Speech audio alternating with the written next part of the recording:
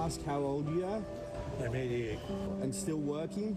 Yes, I have to. Why do you have to keep working? Samuel Weidenhofer met 88-year-old Ed Bombas at a store in Michigan and asked his social media followers to donate to GoFundMe to help this vet who lost his wife and spent so much of his fortune on her medical bills to allow him to retire.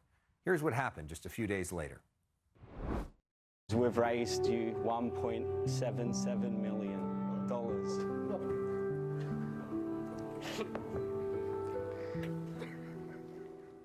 Samuel has millions of followers online. He considers himself a partner in kindness. He's got all sorts of videos just like that. Samuel, welcome to The Story Is, and thank you for what you do. Thank you so much for having me. Talk to us about the story behind Ed and what drew you to him.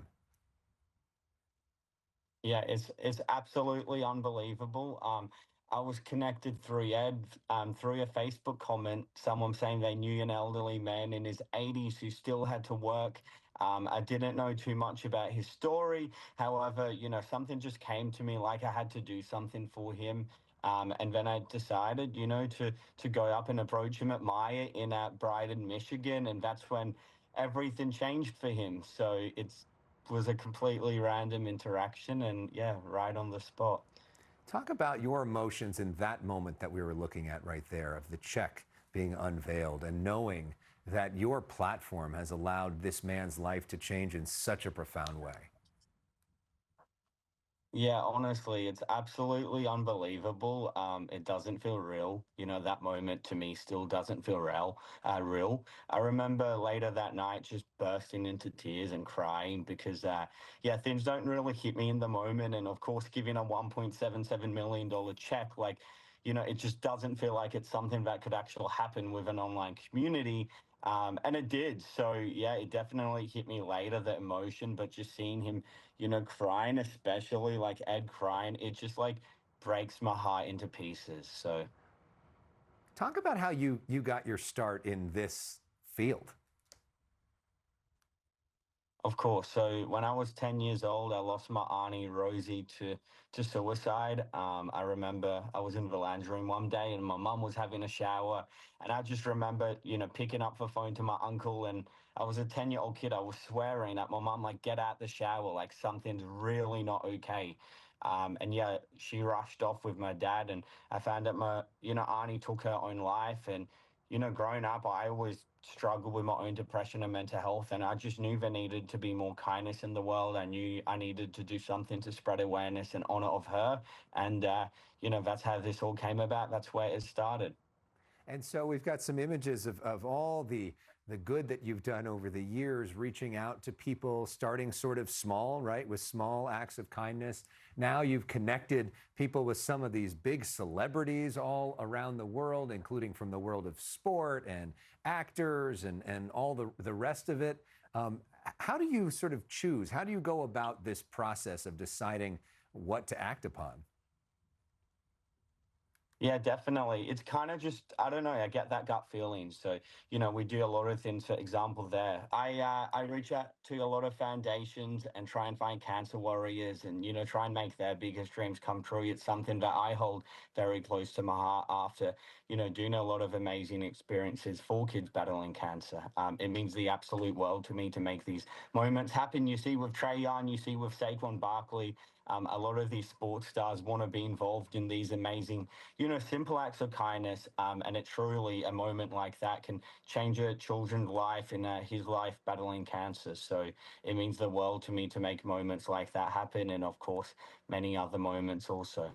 We've also seen Jake Paul, we've seen Kristen Bell get involved with you. Nice to meet you. And we've seen you help people as well, including this woman who was battling homelessness, didn't have a place to live, and this is the moment you changed her life. Hey, look at over here. She's a help.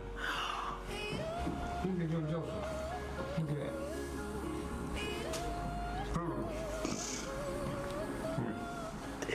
Thank you.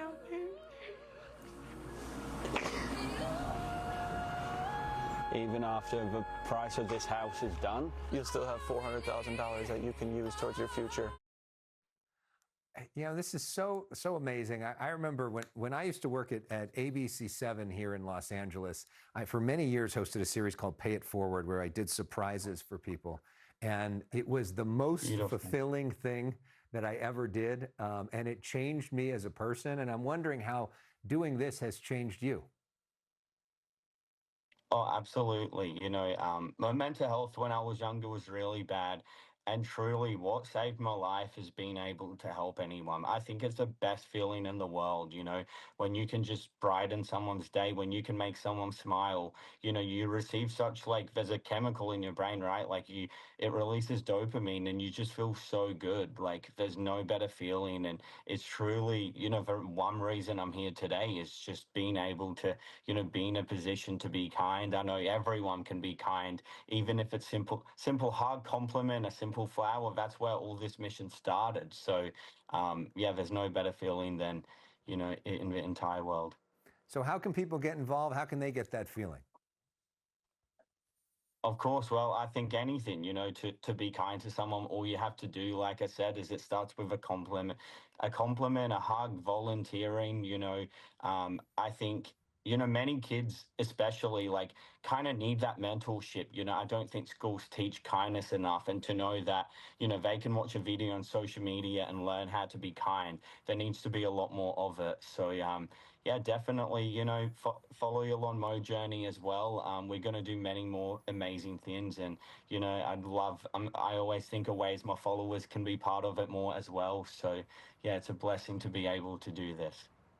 And one thing I've learned from the amazing kids at the Boys and Girls Club over the years is that one adult investing in a kid, making them feel seen, just one, can completely change their life. So you don't realize the power of your words, of looking at somebody and making them know that they matter. You do that for so many people. It's really incredible. Congratulations, Samuel. It's a pleasure to talk with you. Keep up the great work. Absolutely. Thank you so much. And yeah, always remember to be kind. One thing I'll quickly mention is, on the way home one day, I was in the mall giving strangers hugs, and one lady stopped by me and said she was on her way home to end her life. And that's the reason she's still here today. So all it takes is one hug, one small act of kindness to save a life. So I thank you for having me. And I hope that, this talk inspires a lot of people out there. A virtual hug for you. Hope to see you in person sometime. Yeah. We'll be back with more of The Story Is right after this.